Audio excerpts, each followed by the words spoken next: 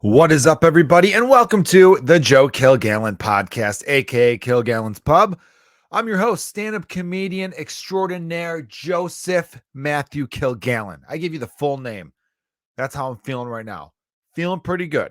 Feeling shitty earlier, but feeling pretty good right now. It is a Monday evening, and you will be listening to this maybe early Tuesday, maybe on your way to work.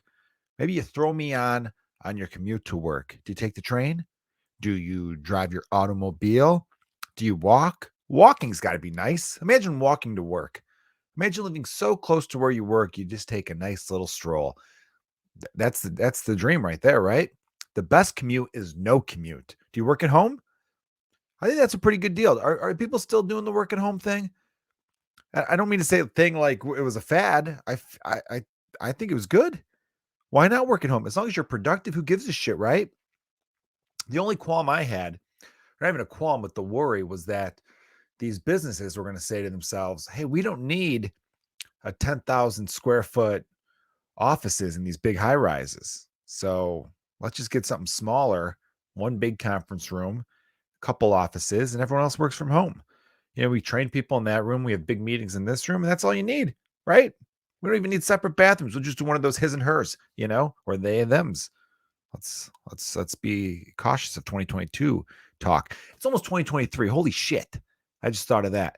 Anyway, let's get on track here, everybody. Welcome to the podcast, first-time listeners. I'm a stand-up comedian, perform all across the country, based out of Chicago, the best city in America, maybe the world. Nah, I don't know. I haven't been around the world too often, but I like it here.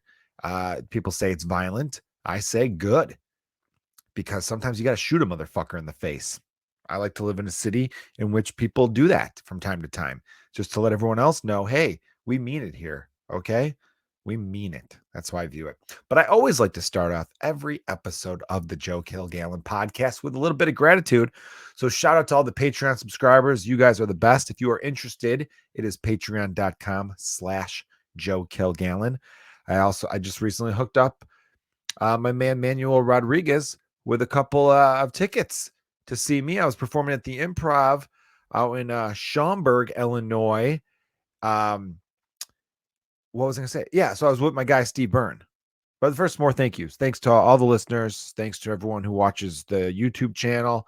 Been doing some cool stuff with it lately. I've switched it up when I post the podcast on YouTube. I take like a highlight from the podcast and I throw it at the beginning to entice random people to stick around and watch a little bit further, because your watch time is very important on YouTube with the analytics. I guess that helps the algorithm. If someone watches the whole thing, people go, oh, this must be really good. They show it to more people. It helps Big Joseph over here. You know what I mean? So, yes, I was in Schaumburg, Illinois. I was featuring for my buddy Steve Byrne. Shout out to Luca Farrow and Jason Seiler, who are both opening as well.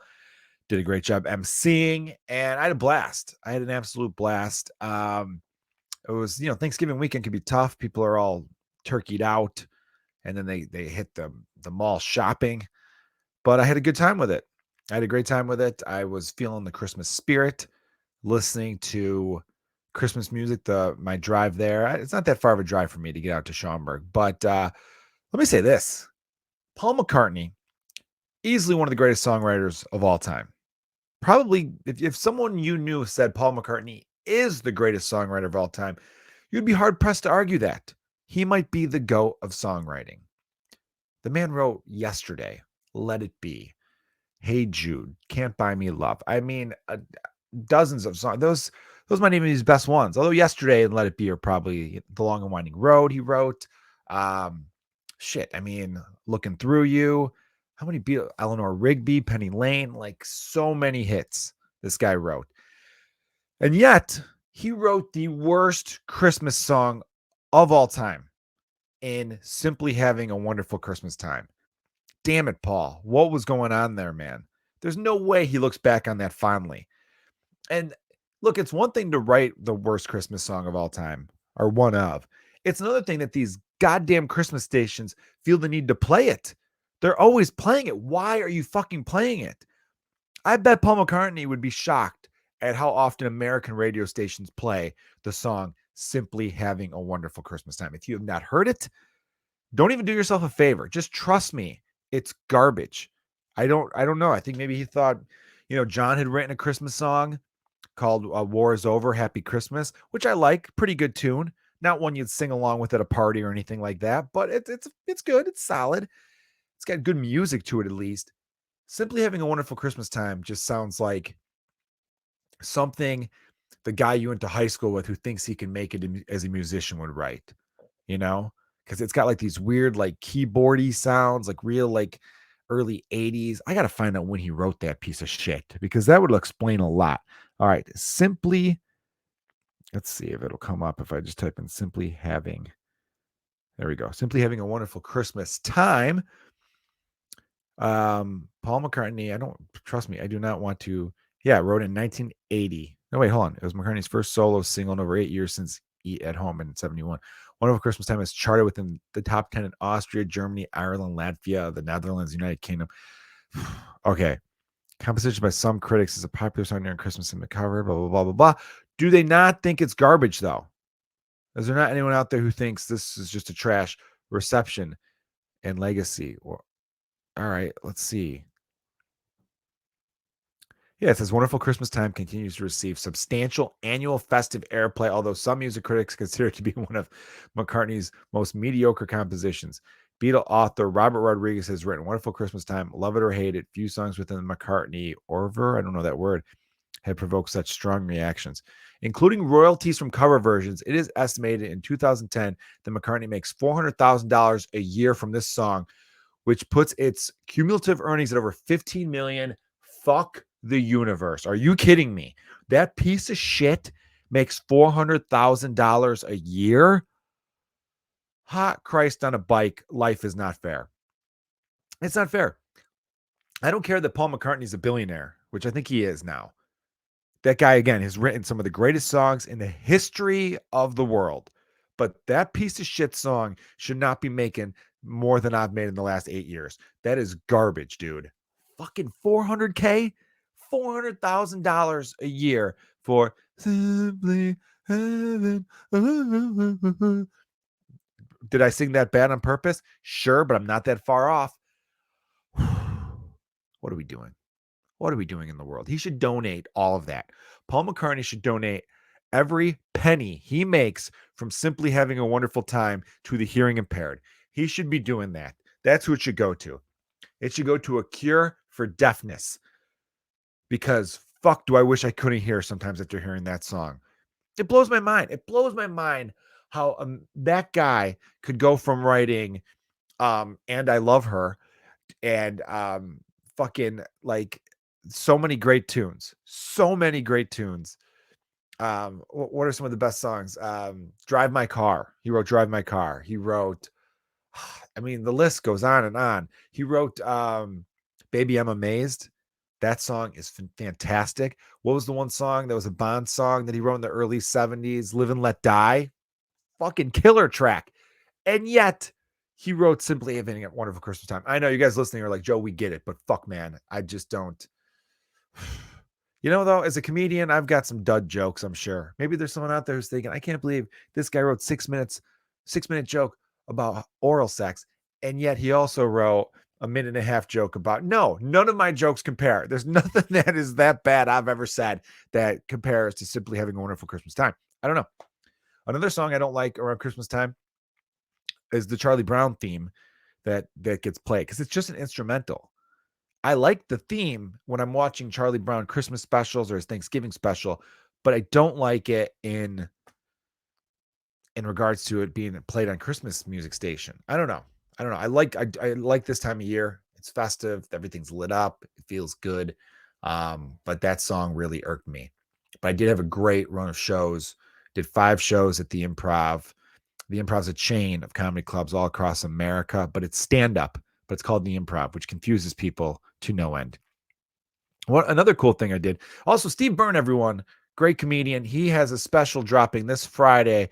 It'll be on Amazon Prime. Check it out. He's doing a really cool thing with it. I respect Steve as a person, but as a comedian more so because he's always looking to change it up, always looking to do different things. I, as a comedian, am not there yet. I look to do different things in the regard of what subject matter, what what subjects I explore on stage. But as far as stylistically, I'm still the same guy up there. So I really respect what he's doing. What this hour that's coming out, this special that's coming out, could be longer than an hour. Who knows? It's called The Last Late Night. And he does kind of like a late night, like monologue jokes. Then he does like storytelling and then like some straight stand up as well. He kind of really mixes it up. There's a band on stage.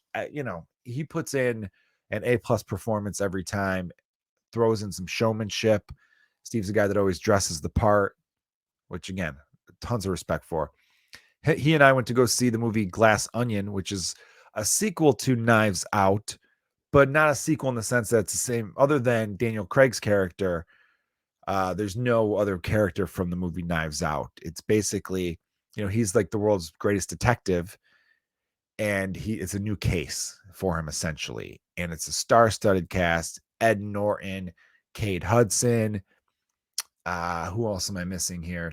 A few other names I just don't know that well. Oh, my guy, Dave Bautista, who plays Drax in the Guardians of the Galaxy. He's a professional wrestler. He kicks ass. Top to bottom, really great movie. I was a big fan. What's crazy is I didn't see Knives Out. I didn't see it.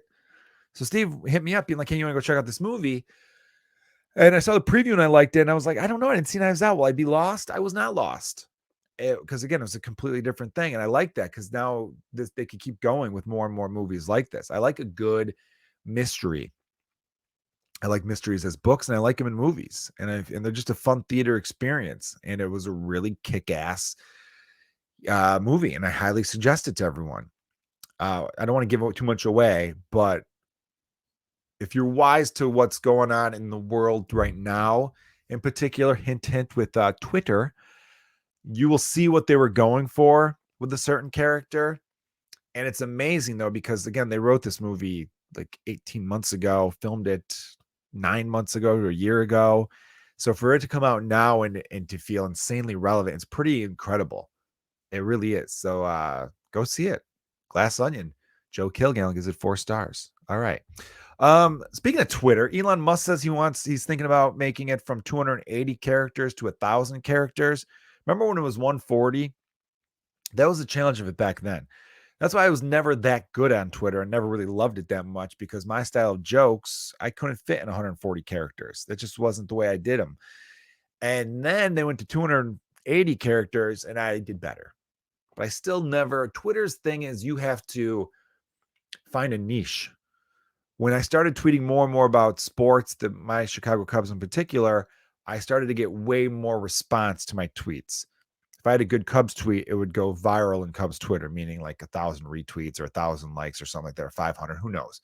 But as far as stand-up goes and comedy, I would do well here or there, and people would like the tweets, but I never got the following.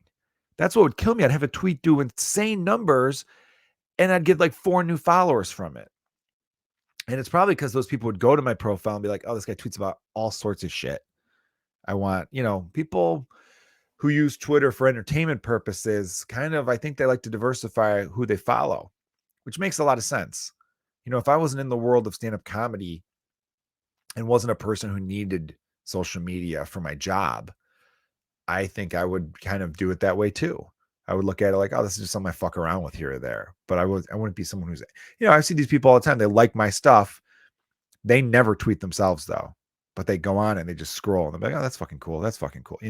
So they probably like to spread out who they follow just to keep their timeline cleanish, I guess, keep it fun for them. Something to think about. But 1,000, Elon, 1,000, that's dumb. Don't do that. Don't do it. It's like people write essays. Fucking essay. Each tweet's gonna be like an essay, multiple paragraphs. Or am I gonna have to click more if I like it? And then based on that, if you don't get enough click more, like, read on more, they're gonna bury your shit and you're gonna see less and less of the people you do like. I don't know. I think the guy's just a fucking moron. I think he wanted Twitter so badly that he paid what? They say it's like he paid like 40 billion, and most people had it like valued at like maybe 10 billion. So he paid 4 times the number, which means he's going to want that investment back quickly because he probably got a lot of it financed. Hurt his Tesla stock. It just did. I don't know. A lot of this was just, I feel like the internet goaded him into a pissing contest to be like, oh, you think you're hot shit? You think you have power and influence? And he's like, yeah, I'm going to buy Twitter. Because those dudes, the Musks, the Trumps, a handful of other dudes out there, they're fans of Twitter. Their reality is in Twitter. And the fact that Trump got banned from Twitter, which they made it clear, though. They made it clear before that they were like, hey, we're not going to have you lying every fucking day on here. And so then they got to the point where like, nah, get rid of it. Get rid of him. And that pissed a lot of people off. And maybe rightfully so. Maybe they shouldn't have the power to boot someone, especially the president. So I get where they're coming from there. And it does make you think, does it get to a point where a platform gets so big that it's like, we got to break this shit up? It shouldn't have this much power and influence over people. And then you get into the tricky area. Was like, well, who the fuck is the government to say that a platform can't get as big as it wants to get? It's tricky. It is tricky because, in one regard, the government should protect people from certain self-harms. And if something's being used as a tool of propaganda and interfering with elections and all sorts of things like that, then yeah, maybe it needs to go away. I don't think it's made the world any better. I think celebrities took to it fast because it was their way of doing their own little press releases. Facebook had the thing where you could have as many friends up to 5,000, right? And then they try to do their Facebook page thing, but Twitter was smart to just kind of like say, hey, real quick, make them short and sweet. You could have as many followers as possible. You could follow people. You don't have to follow them back. Because with Facebook, you accept a friend request, it's mutual. So that's why you're like, if you're some celebrity, you're like, I don't want to. So they friend me and I have to see their bullshit too. I don't want to do it that way. But Twitter was nice because it's like, oh, you follow me, but I don't have to hear about you. So that's why, and that's where Twitter got so popular so fast. Sorry, I had to take a sip. All right, let's switch gears here because I go off on social media too much, and we all got to admit it gets a little bit boring. Although I did see this was interesting to me today.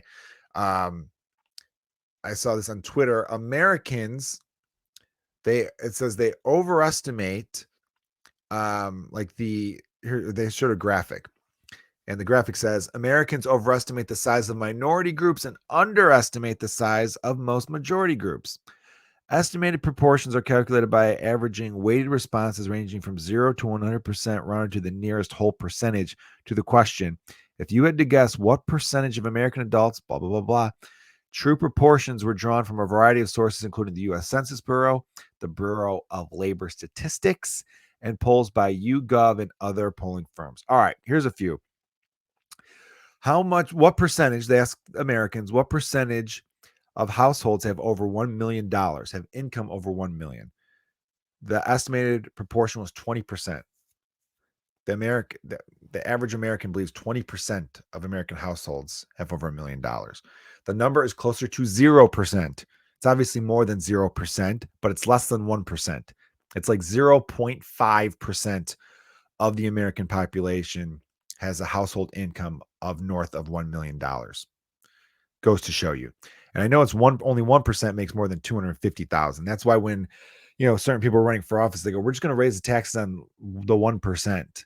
And the problem with that, though, is they hear taxes over $250,000 and they think, hey, if I pull my cards right, I can make over 250,000. And that doesn't dawn on them that 99% of people won't get their taxes raised. That's another debate for other shit. Anyhow, let's see. What percentage of America lives in New York City? They think 30% of America lives in New York City. These fucking idiots. It's 3%. What percentage of Americans are Jewish? Americans believe 30% of the population is Jewish. Do you know what percentage of the population is Jewish? 2%. Here's another one. Are Muslim? It's about 1%. These idiots think it's over 25%. What percentage are gay or lesbian? They think 30% of the population is gay or lesbian. The answer is actually 3%. I thought it was a little higher than 3%. I would have guessed close to 10%, but yeah, this doesn't surprise me though. It really doesn't, because I talk to a lot of people and the shit that comes out of their mouth, and this is not political. This is the left and the right. I remember getting like not arguments, but just talking like random shit with people. about like diversity. And I had to say, like, wait, real quick, what percentage of the American population do you think is African American? And they were like, I don't know, 35, 40%. I'm like, no, it's 12. It's 12%.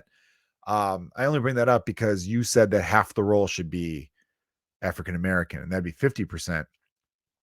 And I just had to ask why you thought it should be 50%. And you think that because they're 40% of the population, they should get 50%. So even if you're, saying let's give them more because of the horrible history, okay, fine, but you're still way the fuck off. Also, then what percentage of the role should see? That's the thing when you get into quotas for shit. It makes it where it's like, how about we just tell everyone's story and we try to do it that way? And because that's what I always thought. I'm like, when we'd be better off, and I can't wait. One day we will get there.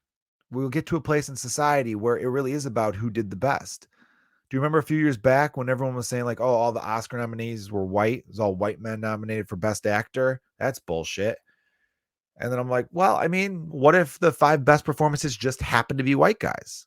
And then next year, all 5 nominees were black guys. Would you think that was wrong? I doubt it. I think just let's give it to the 5 best people. And yeah, of course, I think representation is important and all that. So maybe, though, whoever decides who's nominated, that group of people, we should push for diversity there. Push for diversity in who's in charge in like that in that capacity. You know what I mean? Give an opportunity, more opportunity to people. And then all this shit will balance out. And then we could get to a point where it really is just about who's the best at that particular job. It's the fantasy world I want to live in one day. And I think most people do. I think the only people who don't are, I don't know. I don't know who would. I don't know who would want to be against that. Because if we're coming from a place of honesty, then that's all that matters. Like in the NBA, the NBA is what, 83% African American players. I never hear anyone saying like, oh, we need more white players in the NBA. No, because we just want the best NBA players. Now I get that acting is a performance that's interpreted, so I might think, oh, that guy was fucking awesome. You might think, I thought they sucked ass. So that's where it gets a little bit different, where in basketball, it's like, well, the guy who dropped 30 points is clearly amazing, and the guy who dropped 6 sucks. So there you go. So I guess that's not the best comparison in the world, but it is something to think about, but nothing's a meritocracy, except sports. I think that's what frustrates me as a comedian sometimes, is because in sports, it's not even 100% of meritocracy, because we all know coaches play favorites and things like that. But for the most part in sports, if a baseball player goes 4 for 4 with 2 doubles and 2 home runs, everyone's going to acknowledge that guy was awesome. Where in comedy and music and acting, we've seen people give out killer performances and get overlooked for a plethora of dumbass reasons, and I remember talking about this with a couple of my comedian friends recently about like what's in. And we were getting a little heated during the argument. It wasn't even an argument, it was a discussion. Because my one buddy was like, oh, well, they got what's in now, and that's what's in. And I'm like, what, in with who? Right. And then he was like, with the industry. And I go, okay, that's fair. And I agree with you. That style of comedy that X, Y, and Z is doing is very popular with the industry. But you know who it's not popular with? The fucking general public. And that was the thing that was funny, because once we realized we all had different talking points, it's like, oh yeah, you're right about that. The general public doesn't give a shit about that style, but I'm right that the industry does. I'm like, yeah, but I care more about what the public thinks, and I wish the industry did. And I think that's why Americans have been frustrated over the last however many, about 10 years now, frustration between like the news media separate than the media, because there's movies and radio and television, those are all considered forms of media. But I think nowadays when people think media, they think Fox, MSNBC, CNN, they think the news media. And that's the killer too, is the news media I always thought was shit. But now people think they're shit for the different and wrong reasons too. Where any, like the Trump administration had it where any question that was a little difficult, it was like, bye, fuck you, you hate this White House. It's like, all right, look, there's a lot of things that are bad, but when they ask you a genuine question that you just don't like the tone of, you're a little soft. You're a little soft there, Oh, speaking of soft, I was thinking about, this has got to stop. Why are we always sharing videos of people punching each other in the head, and it goes on for too long. Have you guys seen this? That's the new thing I'm seeing all the time. Whenever I log in to Twitter, Instagram a little bit too, but mostly Twitter, it's fights. All these fucking fight videos, and modern fights, nobody breaks them up because everyone's taking out their phone. And I'm like, someone's going to die. You guys got to stop this shit. Know when to end a fight. I'm a psycho who's been in a lot of fights, but I always know when someone's had enough. And that's what frightens me nowadays. I don't know what it is. I don't know, this rising anger where people just don't know when to end it. And then we need to talk about the definition of what is and what isn't a sucker punch. A sucker punch, most people think it's when you hit someone from behind because that's clear as day. But there's other forms of sucker punches. A sucker punch could be you just don't expect that shit coming at all. You know, say you're like in a little bit of an argument with someone, but it doesn't seem all that escalated, and all of a sudden, bam, they pop you right in the head. That's a little bit of a sucker punch. I'll give you an example. I don't know who they are. I'll try to look it up, and maybe I'll tweet the link out or the video. I think it was some rap video or something, or some rapper's podcast.